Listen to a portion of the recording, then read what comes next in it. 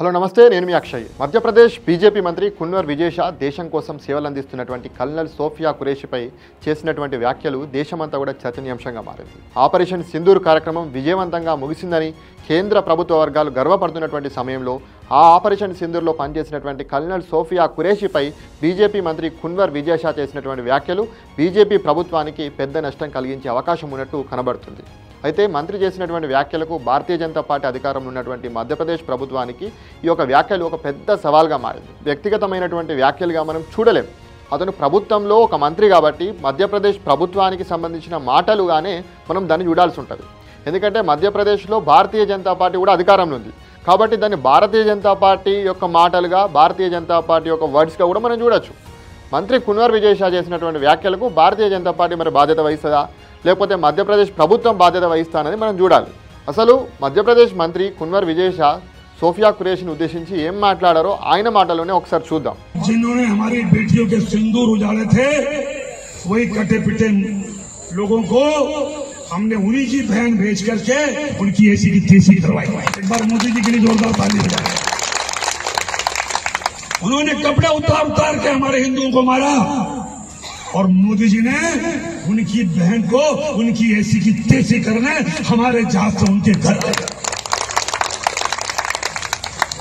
अब मोदी जी कपड़े तो उतार नहीं सकते थे, इसलिए उनके समाज की बहन को भेजा कि तुमने हमारी बहनों को अगर विधवा किया है तो तुम्हारे समाज की बहन आके तुम्हें नंगा करके छोड़ेगी. देश का सम्मान, मान सम्मान और हमारी बहनों का सुहाग का बदला तुम्हारी जाति की, समाज की बहनों को पाकिस्तान भेजकर अगर कोई ले सकता है, और उन्होंने कहा था घर में घुस के मालूम घर में. ఆయన ఏమన్నారంటే, ఉగ్రవాదులు మన సోదరీమణుల సింధూరాన్ని తుడిచేస్తే ఉగ్రవాదుల మతానికి చెందినటువంటి సోదరిని పంపించి మనం గట్టి గుణపాఠం చెప్పాం. అదేవిధంగా సోఫియా ఖురేషి ఒక ఉగ్రవాదుల చెల్లెలు అంటూ మంత్రి కున్వర్ విజయ్ షా సోఫియా ఖురేషిని ఉద్దేశించి వ్యాఖ్యలు చేశారు. ఇలాంటి మాటలు మహిళా ఆర్మీ అధికారి గురించి రావడం అనేది నిజంగా ఒక మంత్రి చేయడం అనేది సిగ్గుచేటు. ఎందుకంటే సోఫియా ఖురేషి ఒక మతానికి చెందినటువంటి మహిళగా మనం చూడాల్సినటువంటి అవసరం లేదు. ఆమె ఆర్మీలో చేరినప్పుడే ఆమె మతాన్ని వదిలిపెట్టినట్టే.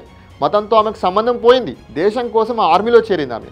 ఆమె దేశం కోసం పనిచేస్తుంది కాబట్టి ఆమెకు మతాన్ని ఎట్లా ఆపాదిస్తారు, మతాన్ని ఎట్లా అంటగడతారు? ఆమె నిజంగా ఉగ్రవాదుల చెల్లెలైతే మంత్రి గారు అన్నట్టు మన దేశ ఆర్మీలో ఎందుకు చేరింది? కల్నల్ హోదాలో ఎందుకు పనిచేస్తుంది? కల్నల్ హోదాను ఎంత నిబద్ధతతో పనిచేస్తే ఆర్మీ ఆ హోదా ఇస్తుంది ఆమెకు? నిజంగా ఒక మంత్రి హోదాలో ఉండి ఒక మహిళా ఆర్మీ అధికారి పైన ఇంతటి గుబుక్సాకరమైనటువంటి వ్యాఖ్యలు చేయడం అనేది అత్యంత దారుణం. నిజంగా ఇది సిగ్గుచేటు. మరోవైపు అమెరికా జోక్యంతో కాల్పుల విరమణ ఎందుకు జరిగిందో చెప్పలేనటువంటి, స్పష్టత ఇవ్వలేనటువంటి పరిస్థితుల్లో ఉన్నటువంటి కేంద్ర ప్రభుత్వానికి, మోడీ ప్రభుత్వానికి ఈ రకంగా భారతీయ జనతా పార్టీకి సంబంధించినటువంటి మంత్రులు ఒక మహిళా ఆర్మీ అధికారిపైన చేయడం అనేది అత్యంత శోచనీయం.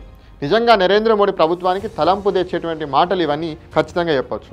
కాంగ్రెస్ పార్టీ ఈ వ్యాఖ్యలపై తీవ్రంగా మండిపడుతుంది. వీడియోతో పాటు మంత్రిని కూడా పదవి నుంచి తొలగించాలంటూ డిమాండ్ చేస్తుంది. అదేవిధంగా జాతీయ మహిళా కమిషన్ కూడా దీన్ని ఖండించింది. మధ్యప్రదేశ్ హైకోర్టు కూడా స్పందించి ఇదొక మత విద్వేషాన్ని రెచ్చగొడుతున్నటువంటి వాక్య అంటూ ఎఫ్ఐఆర్ నమోదు చేయాలని చెప్పేసి కూడా ఆదేశించింది మధ్యప్రదేశ్ హైకోర్టు. అయితే ఈ విషయంపై మంత్రి చివరికి క్షమాపణలు చెప్పినప్పటికీ కూడా ఈ ఘటన ప్రజల మనస్సుల్లో అనేక ప్రశ్నలను రేకెత్తిస్తుంది.